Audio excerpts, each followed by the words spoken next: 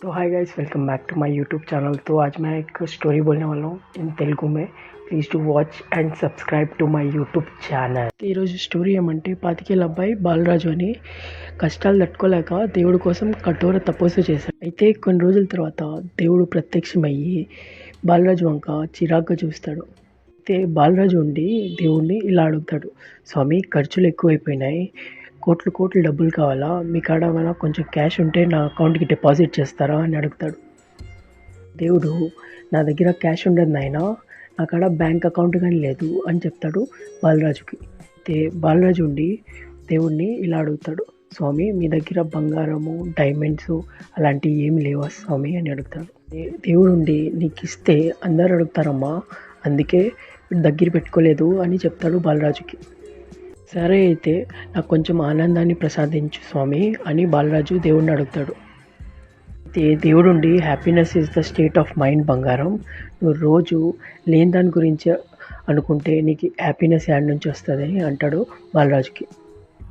అయితే బాలరాజు ఉండి దేవుణ్ణి ఇంకొక కోరిక అడుగుతాడు, స్వామి నా జీవితంలో కష్టాలు లేకుండా చేసేయి స్వామి అని అంటాడు. అయితే దేవుడు ఉండి, అవి తీసేస్తే ఎలా, కష్టాల తర్వాతే కదా సుఖాలు వస్తాయి అని అంటాడు బాలరాజుకి.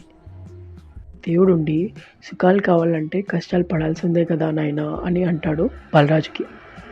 బాలరాజు ఉండి, ఓహో అలాగా స్వామి అని అంటాడు బాలరాజు దేవుడికి. బాలరాజు, స్వామి నాకు తాగుడు ఎక్కువైపోయింది, మందు మానేసేలాగా చేయగలరా అని అడుగుతాడు. దేవుడుండి, రే మందు మొదలుపెట్టింది నువ్వు, నేను కాదు, అది వదిలేయాల్సింది కానీ నువ్వే అని చెప్తాడు బాలరాజుకి దేవుడు. బాలరాజు ఉండి, అయితే స్వామి ఈ మధ్య అందరి మీద అరుస్తున్నాను, కొంచెం సహనం ప్రసాదించగలరా స్వామి అని అడుగుతాడు. దేవుడు ఉండి, అది నేను ఇవ్వాల్సి ఉన్న పని లేదు అని అంటాడు బాలరాజుకి. దేవుడు ఉండి, కష్టాలు పడి సరదా తీరిపోతే సహనం వచ్చేస్తుంది అని అంటాడు బాలరాజుకి. బాలరాజు ఉండి, ఓహో అలా స్వామి, అయితే నాకు ఎన్లైట్మెంట్ ఇచ్చేసి బుద్ధుల్లా మార్చేసి స్వామి అని అడుగుతాడు బాలరాజు దేవుణ్ణి.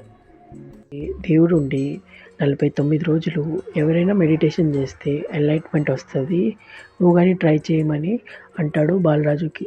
బాలరాజు ఉండి, అంత ఓపిక లేదు స్వామి, వద్దులే స్వామి అని అంటాడు.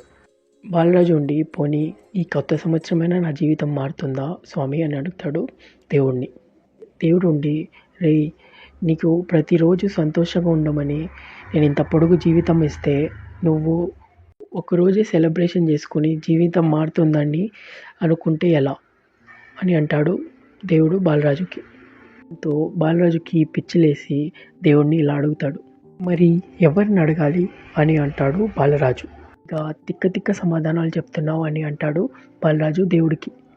బాలరాజు ఉండి, అసలు నిన్ను ఎందుకు మొక్కాలి అని అంటాడు బాలరాజు దేవుడిని. ఉండి, నిన్ను ఎవడు మొక్కమన్నాడు రా ఫస్ట్ అని అంటాడు బాలరాజుకి. దేవుడు అలా అనిన తర్వాత బాలరాజు కంగారు పడతాడు.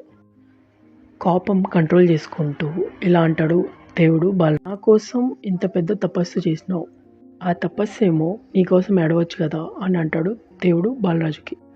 అయితే దేవుడు ఉండి, అన్నీ నేనే ఇస్తే నువ్వెందుకురా బేవకూఫ్ అని అంటాడు బాలరాజుకి. అయితే దేవుడు ఉండి బాలరాజుకి ఇలా అంటాడు, చేత కాకపోతే ప్యాకప్ చేసేసి పైకి వచ్చేసేయి.